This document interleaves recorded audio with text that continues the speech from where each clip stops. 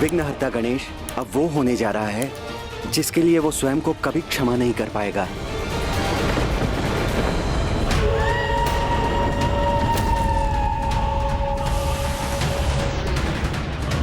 ये भस्म के कण एकत्र होकर मुझे इस गुफा की दिशा में क्यों खींचने का प्रयास कर रहे हैं? और ये तो वही गुफा है जिससे भोर में भी ध्वनि उत्पन्न हुई थी।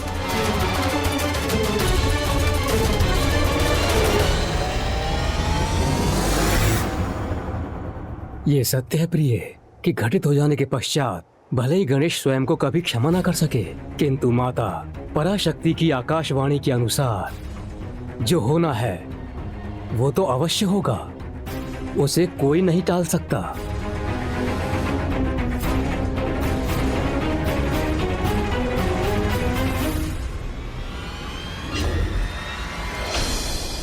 यहाँ तो कोई भी नहीं।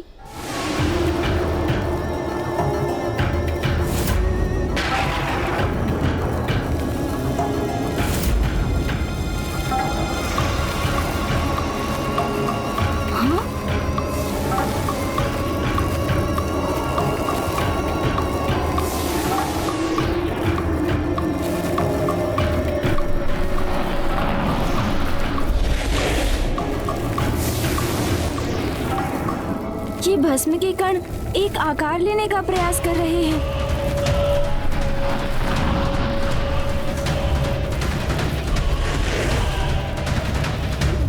क्या है ये और मुझे यहाँ क्यों बुलाया है इसने?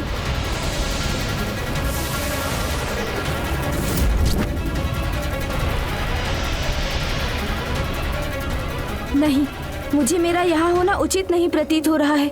मुझे लौटना चाहिए यहाँ से। गौरीपुत्र, गौरीपुत्र।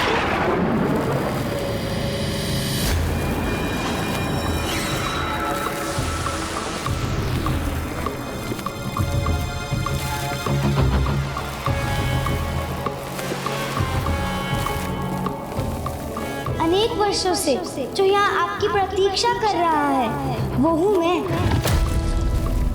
आपके समान मैं भी अकेला हूँ, जिसके पास ना कोई आता है न जिससे कोई कुछ कहता सुनता है। क्यों, मैं सत्य ही कह रहा हूँ ना मित्र। अकेलेपन का आभास तो अवश्य हो रहा है मुझे, किंतु मुझसे ये कहने का इसका क्या प्रयोजन है? गौरीपुत्र, मेरे कण आपके चारों ओर थे, इसलिए मुझे ज्ञात है कि आपको तो सभी ने अकेला छोड़ दिया है। पिता ध्यान में लीन हो गए। अब मेरे ध्यान समाधि का समय हो गया है, मैं प्रस्थान करता हूँ। माँ अन्य के साथ व्यस्त हो गई और आपके भ्राता और आपके नाना जी ने भी आपके जिज्ञासा पर ध्यान नहीं दिया। आपकी चिंता आपके विचारों को सुनने से अस्वीकार कर दिया। शेष ही मूषक जी, वो तो भोजन और निद्रा में व्यस्त रहते हैं। जानता हूँ, सब जानता हूँ मैं। कितना दुख हुआ आपको जब इतने प्रयासों के बाद भी किसी ने आपकी एक ना सुनी। ये भी ज्ञात है मुझे, और उससे भी रोचक बात है कि आपकी भी वैसी अवस्था है जैसे आपकी माता की थी जब उन्होंने आपकी रचना की थी।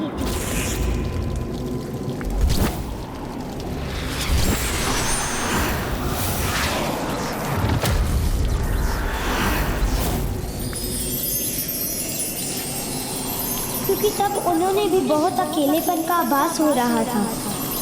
उस समय उन्होंने आपको ही उत्पन्न किया। तो अब आप मेरी रचना कीजिए, चिंता मत कीजिए। सब चलता है, सब चलता है। अधिक कहाँ कुछ करना है आपको। मैं स्वयं कोई आकार लेने में असमर्थ हूँ। तो मित्र गौरीपुत्र, मुझे एक आकार लेने मात्र में मेरी सहायता कीजिए आप। मित्र की आवश्यकता तो है मुझे, किंतु इस प्रकार इस अज्ञात भस्म को आकार देना क्या ये उचित होगा? किस दुविधा में डूब गए हैं आप मित्र? जिस प्रकार आपकी माता ने आपको रचा, उस प्रकार आप मुझे रच दीजिए। माँ तो जगत माता है, वो जो भी करती है उसमें तो सदैव जगत कल्याण ही निहित होता है। किंतु मैं प्रकृति के नियमों के विरुद्ध कैसे जा सकता हूँ? यदि आपकी रचना नियमों की विरुद्ध नहीं थी तो मेरा उत्पन्न होना भी नहीं होगा। इसलिए इतना विचार मत कीजिए, बस कर्म कीजिए, मुझे आकार दीजिए।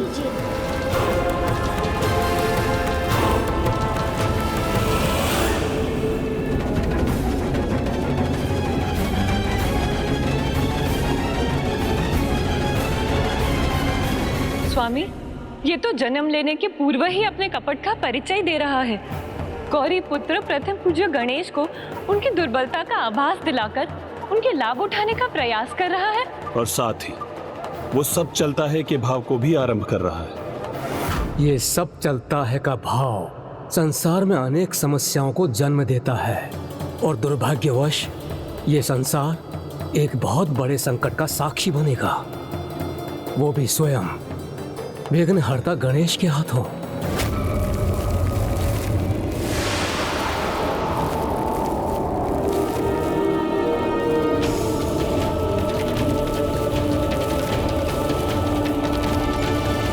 मेरी सहायता कीजिए प्रथम पूज्य गणेश जी। आपको मेरी आवश्यकता हो अथवा नहीं, किंतु मुझे आपकी सहायता की आवश्यकता है।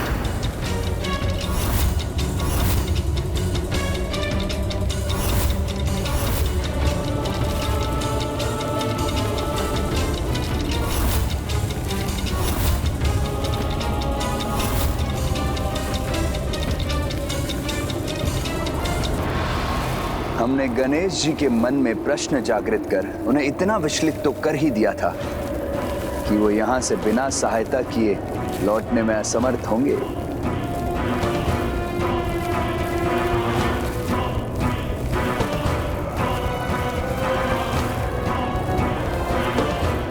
शीघ्र कीजिए गणेश जी, आपको जो भी करना है शीघ्र कीजिए।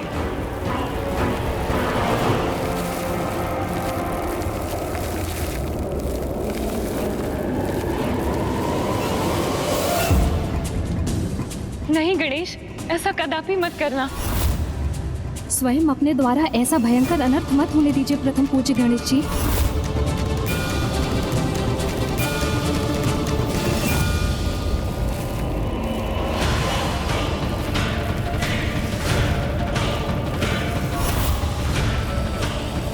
किसी की सहायता करने के लिए इतना विचार करने की क्या आवश्यकता है मित्र? किसी का सहायक बनने में तो सब चलता है।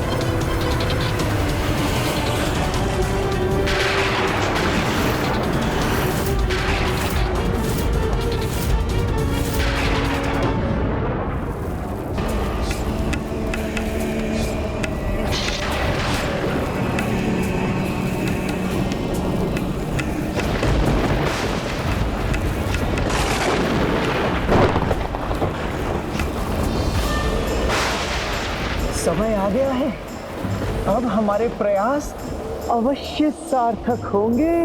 गणेश को हमने इतना अधीर कर दिया है कि उसके फल स्वरूप हमें हमारे महानायक का सानिध्य प्राप्त होने जा रहा है।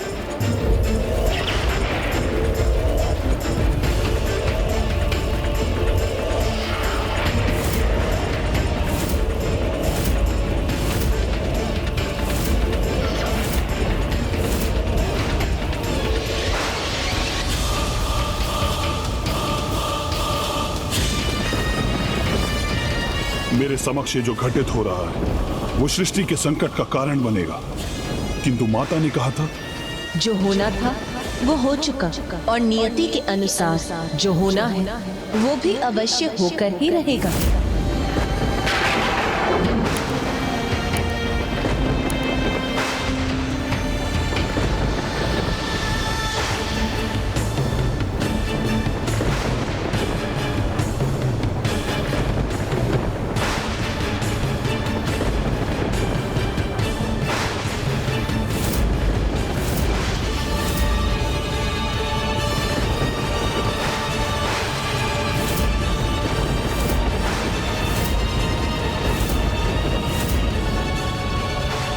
अभी तक मेरा कोई मित्र नहीं था, अब से ये मेरा मित्र होगा।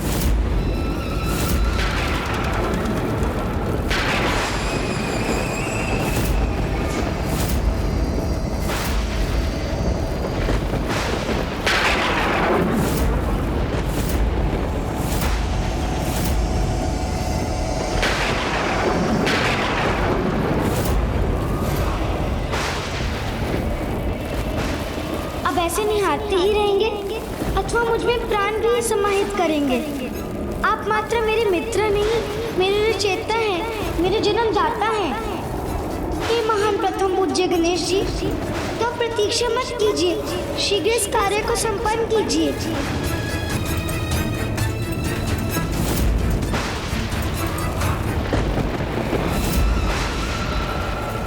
अब आप रुक क्यों रहे हैं मित्र?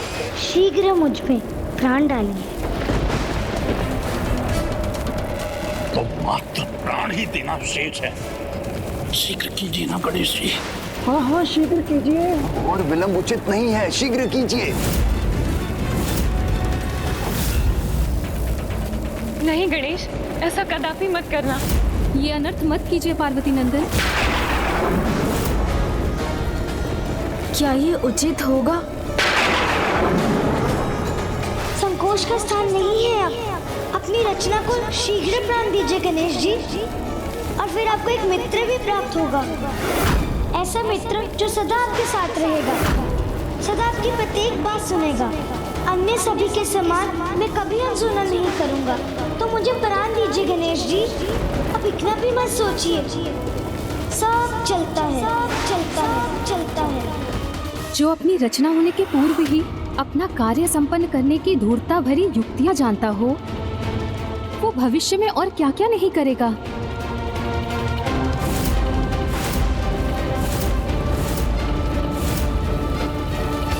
कैसी दुविधा में हूँ मैं, अब करूँ तो क्या करूँ? ऐसी अधूरी सहायता का क्या लाभ मित्र? मेरे जन्मदाता, मुझे आकार दिया, शरीर तो प्रदान कर दिया आपने, किंतु प्राणों के बिना क्या लाभ है शरीर का? उचित ही तो कह रहा है ये, आकार प्रदान किया और प्राण नहीं, तो फिर तो कुछ कहाँ प्रदान किया मैंने। इतना विचार मत करो मित्र।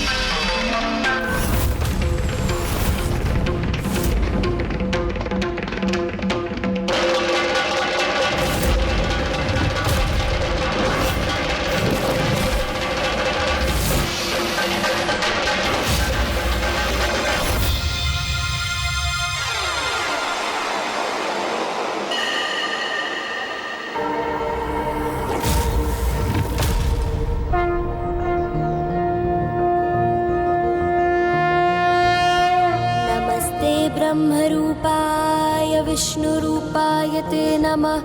नमस्ते रुद्रारूपाय करिरूपाय ते नमः।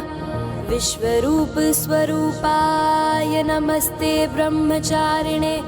भक्तप्रियाय देवाय नमस्तुभ्यं विनायक।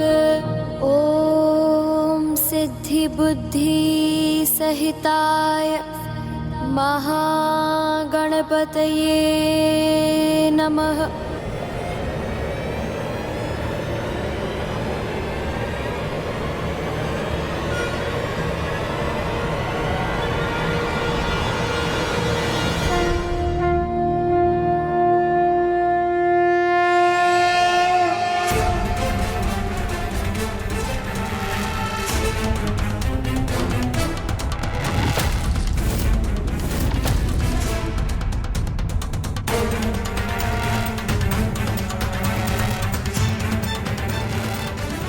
कोटि कोटि धन्यवाद मेरे मित्र, मेरे जन्मदाता।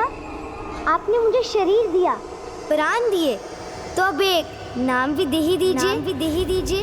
नाम?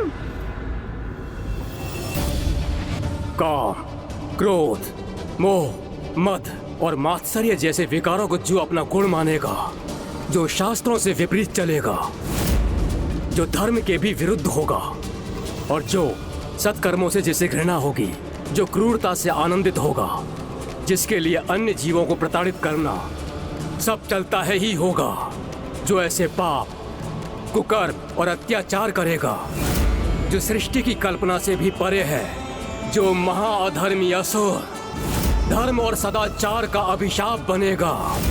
भंड, भंड।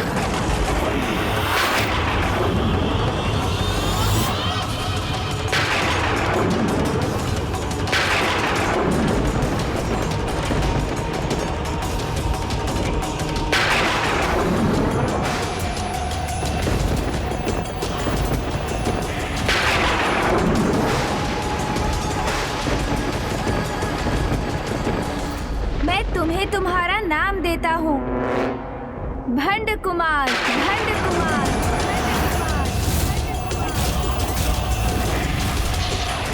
हमारे महानायक भंड कुमार।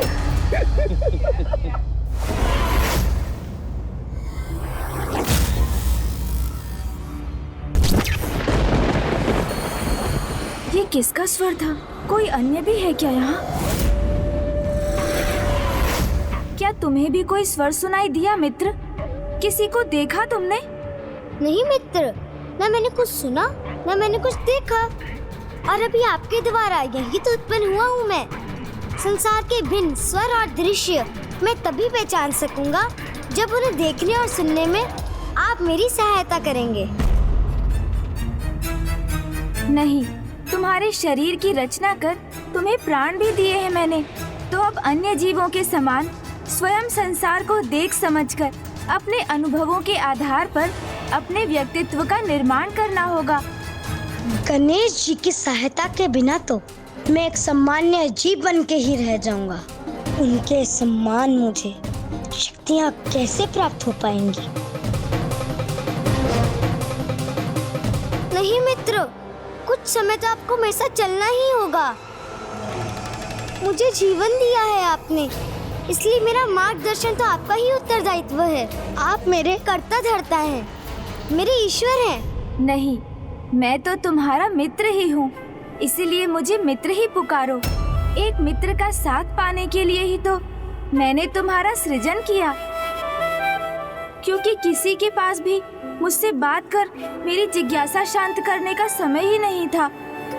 मैं तो आपकी प्रत्येक बात सुनना चाहता हूँ, किंतु ज्ञात नहीं आप ही मेरा साथ क्यों ठुकरा रहे हैं। मित्र भी कहते हैं मुझे और मेरे साथ भी चलना नहीं चाहते हैं। चलिए ना, अपने सबोध मित्र के साथ चलकर मुझे संसार से इतना तो परिचय करा दीजिए, जिससे मुझ में जीवन जीने का विश्वास जागृत हो सके।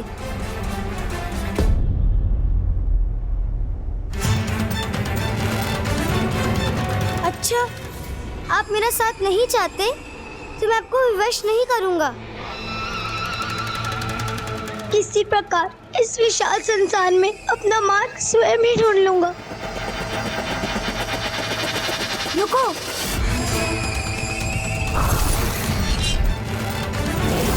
मित्र, निराश मत हो मित्र।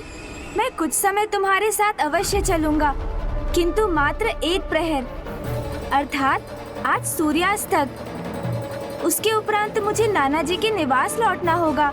उचित है मित्र, चले? अवश्य।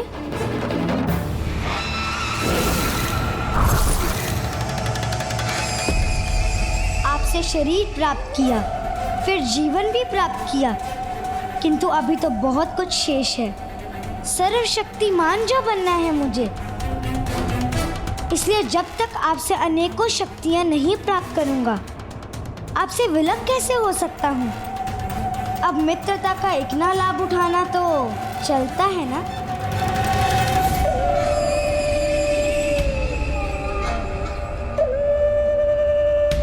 मैंने इसे अपने साथ ले जाना स्वीकार तो कर लिया है, फिर भी मेरे मन में यह कैसा संशय है इसके प्रति। मुझे पूर्ण विश्वास है कि हमारे महानायक भंड कुमार गणेश जी की सहायता से अपार शक्ति प्राप्त कर महाशक्तिशाली महासुर बन जाएंगे।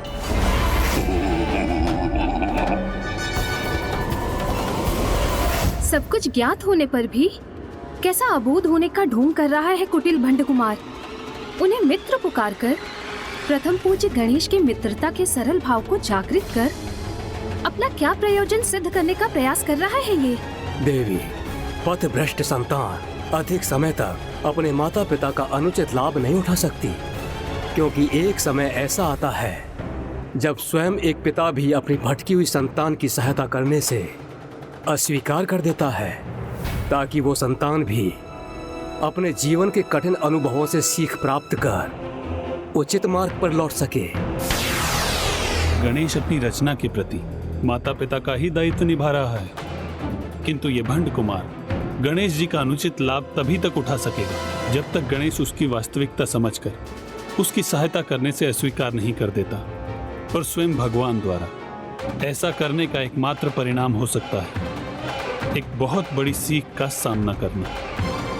और उचित तो यही होगा कि गणेश की सीख से भंड कुमार अपनी मूल प्रवृत्ति में परिवर्तन ले आए। मित्र, संसार में सर्वप्रथम हमारा परिचय देवी प्रकृति से ही होता है, जो एक माता के समान हमें अपने आंचल में आश्रय देती हैं और हमें जल, वायु, पुष्प, फल और जीवन जीने हेतु सब कुछ प्रदान कर हमारा लालन पालन करती हैं। मित्र, और इतना सब कुछ करने पर भी हमसे कभी कुछ नहीं मांगती।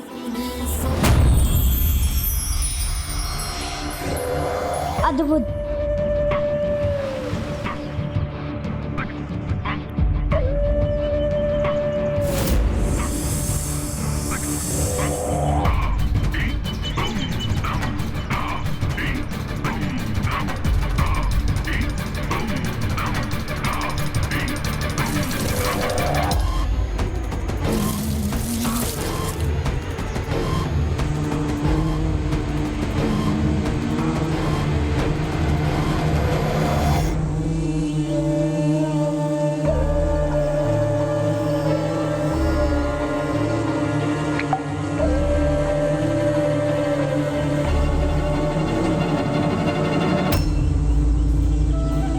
देखा तुमने, तुम्हारे मुख में स्वतः प्रवेश करने वाली इस मधु की बूंद ने भी प्रमाणित कर दिया कि देवी प्रकृति बिना मांगे ही हमें सब कुछ प्रदान कर देती हैं। और उनके इस आचरण से हमें जीवन के प्रथम धर्म निस्वार्थ भाव से देने की सीख प्राप्त होती है। वो क्या है वहाँ? वो एक पुष्प है मित्र, जो सर्वाधिक सुंदर पुष्प पद्म के ही समान है। बहुत ही आकर्षक है ये। सावधान मित्र, उस पुष्प के साथ कांटे भी है।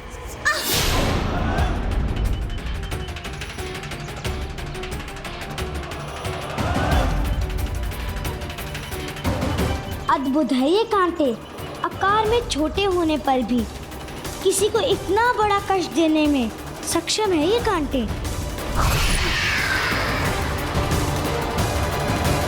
ये तुमने क्या किया? मैं तुम्हें देवी प्रकृति के समान दूसरों की भलाई हेतु अपना सर्वस्व न्योछावर करने की धर्म की सीख दे रहा था और तुमने उसके विपरीत प्राप्त कर लिया ना इस पुष्प को, तो क्या बुरा किया मित्र? क्योंकि जब कोई प्राप्त करने वाला होगा तभी तो देने वाले का महत्व होगा। ये तो चलता है ना।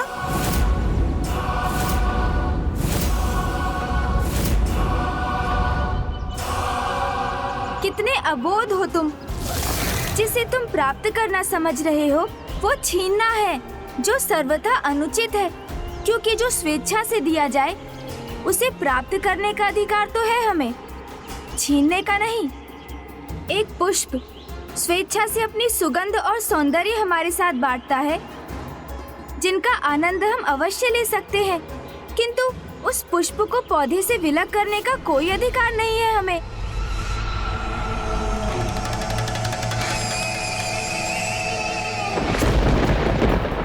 प्रतीत होता है मेरी डांट सुनकर इसे अपनी भूल का आभास हो गया है, और है भी तो कितना छोटा। कदाचित मैंने ही कुछ अधिक कठोरता दिखा दी, इसलिए ये उदास हो गया, किंतु इससे ये निश्चित है कि अब ये ऐसी भूल कदापि नहीं करने वाला।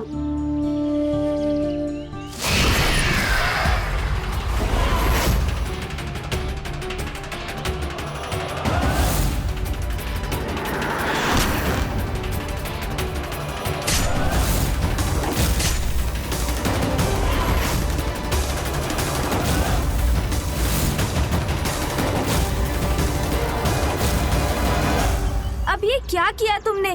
एक कोमल पुष्प को इतना कष्ट क्यों दिया? आप ही ने तो कहा था हमें इसकी सुंदरता का आनंद लेना चाहिए। तो देखिए मैंने इसको कितना और सुंदर बना दिया।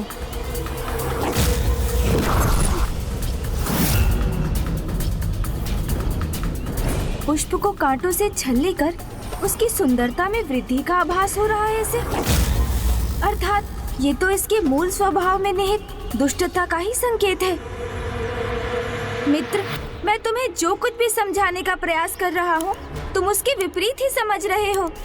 ये आनंद नहीं, क्रूरता है, जो अच्छाई की नहीं दुष्टता का परिचय देती है।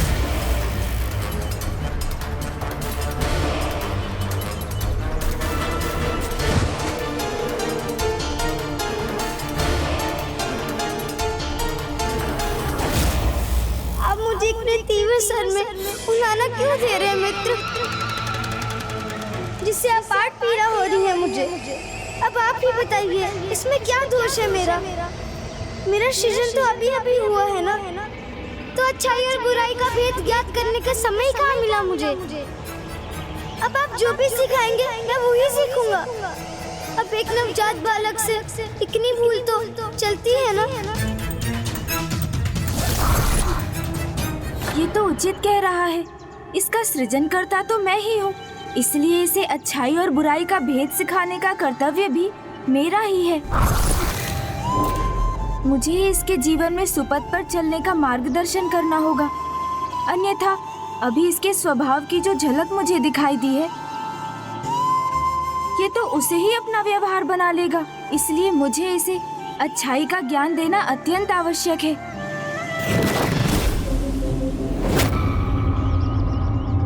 प्रथम पूज्य गणेश जी तो दुष्टता को ही अच्छाई सिखाने का प्रयास कर रहे हैं, जैसे कोई कुम्हार एक पके हुए मिट्टी के पात्र के बिगड़े हुए आकार को सुधारने का प्रयास कर रहा हो।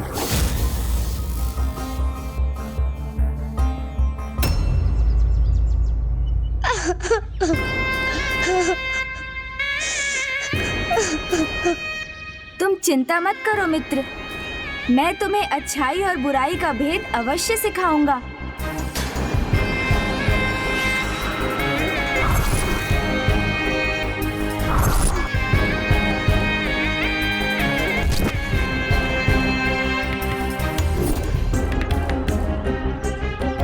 आओ मित्र, अब दुखी मत रहो, मेरे साथ चलो। अच्छा, उचित है। सर्वप्रथम अच्छाई को पहचान कर उसे अपने व्यक्तित्व और व्यवहार में आत्मसात करना सीखो। और मित्र, क्रूरता को पहचान कर उससे सदा दूर रहो, क्योंकि वो व्यक्ति के भीतर छिपी दुष्टता का ही प्रतीक है। यदि क्रूरता दुष्टता की प्रतीक है तो हम संसार के महानतम दुष्ट के अनुयायी हैं।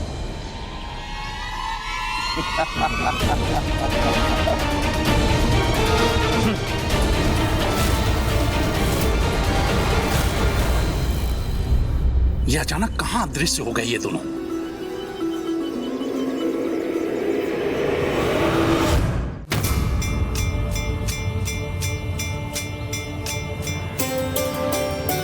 ये आप मुझे कहाँ ले आए मित्र? भूमि के उस भाग पर जहाँ भूमि देवी भोजन उत्पन्न करती हैं। यहाँ से ही तुम्हारी अच्छाई की शिक्षा आरंभ होगी। यहाँ से? यहाँ कौन सीख देगा मुझे? पंच तत्व अर्थात पृथ्वी, वायु, अग्नि, जल, आकाश, अर्थात इन्हीं पंच महाभूतों से उत्तम आचरण का ज्ञान प्राप्त कर हमें इनके गुणों को अपने जीवन में अपनाना चाहिए। और तुम्हारी प्रथम सीख तुम्हें पृथ्वी से प्राप्त होगी।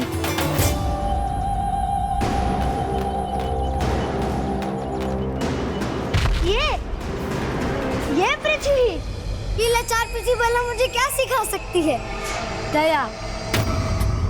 दया और सहनशीलता। पृथ्वी के ये दो महान गुण तुम्हारे भीतर अच्छाई जागृत करने के लिए अति आवश्यक हैं। तुमने माता पृथ्वी को अपने पांव से कुचलकर उन्हें कष्ट दिया, किंतु तुम्हारी इस क्रूरता को सहन करने पर भी तुम्हें अपनी दया से दूर नहीं किया उन्होंने। तुमसे अपने ऊपर स्थित रहने का अधिकार नहीं छीना। और इतना ही नहीं मित्र, वो तो अभी भी तुम्हें और बहुत कुछ प्रदान करेंगी।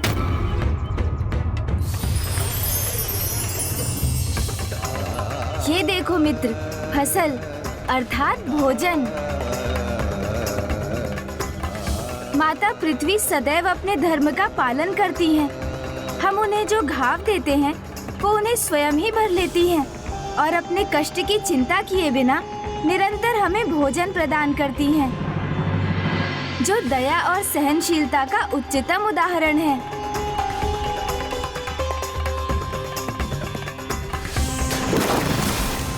दया और सहनशीलता तो मूर्खता है।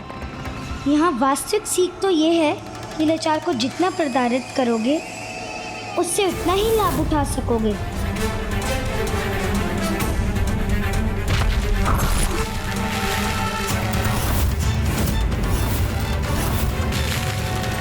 आओ मित्र, अब तुम्हारी अगली सीख के लिए हमें आगे जाना है। चले मित्र।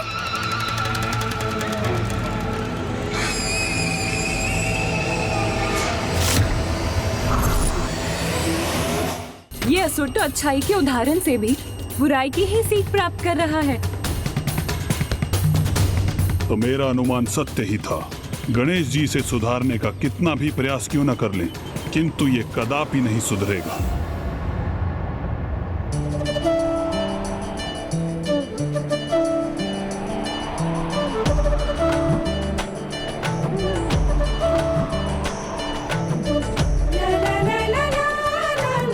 इस वायु प्रवाह का आभास करो मित्र। अपनी दूसरी सीख मुक्त पवन से प्राप्त करो मित्र, जिसका मुक्त प्रवाह सर्वत्र व्याप्त रहता है, जो किसी भी जीव जंतु पौधे आदि में कोई भेदभाव नहीं करती। जीव छोटा हो अथवा बड़ा, समानता के भाव से सभी के जीवन को प्राण वायु प्रदान करती है। इसलिए पवन से हमें निष्पक्ष भाव से सभी की सहायता करने की सीख प्राप्त होती है।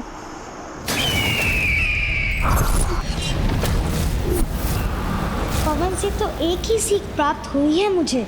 मुक्त रहो, सर्वत्र विचरण करो और जब इच्छा हो तो भवंडर बनकर सर्वनाश कर दो। आओ मित्र।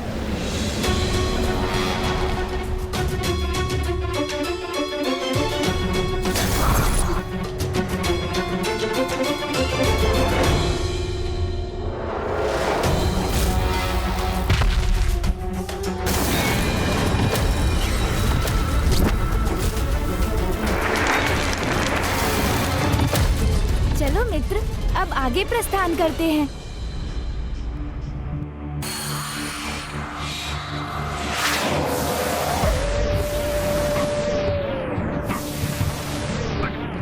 और अब अच्छाई से सर्वप्रथम महत्वपूर्ण गुण जो तुम्हें इसी आकाश से सीखना होगा।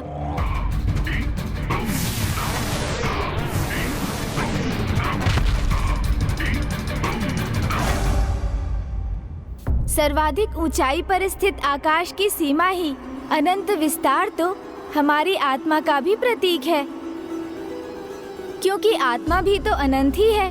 और जिस प्रकार आकाश में मेघों के छटने पर आकाश निर्मल हो जाता है, उसी प्रकार सांसारिक मोह बंधन रूपी मेघों के छटने पर आत्मा सर्वव्यापी परमात्मा से एकीकार हो सकती है। अर्थात आकाश से हमें ये सीख प्राप्त होती है कि ईश्वर की संपूर्ण रचना एक ही है। तुम ब्रह्मांड के भाग हो, तो समस्त ब्रह्मांड तुम में ही समाहित है।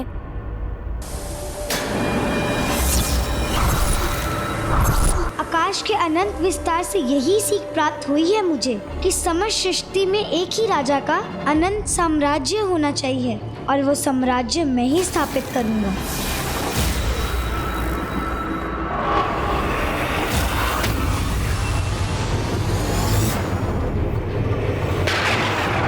जो स्वयं प्रथम पूज्य गणेश द्वारा प्रदान किए गए ज्ञान को ग्रहण करने में अक्षम है, उससे भला क्या आशा की जा सकती है।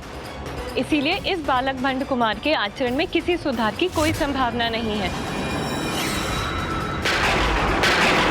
गणेश तो उसे सभी उत्तम गुणों की सीख दे रहे हैं और वो उनके अर्थों का अनर्थ कर उनके उत्तम सीखों से बुरा ही आत्मसात कर रहा है।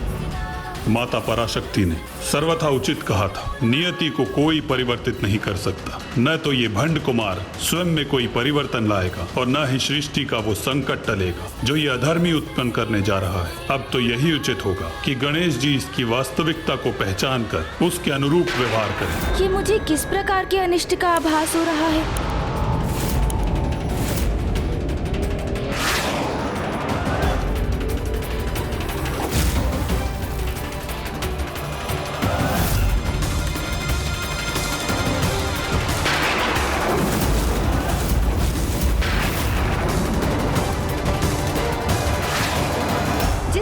बिच्छू डंक मारने की प्रवृत्ति का त्याग नहीं कर पाता, उसी प्रकार दुष्ट व्यक्ति भी अपने अवगुणों से मुक्त नहीं हो पाता। इसलिए इनसे सावधान ही रहना चाहिए। धार्मिक वीडियो सबसे पहले देखने के लिए हमारे चैनल को सब्सक्राइब करें और बेल आइकन दबाएं।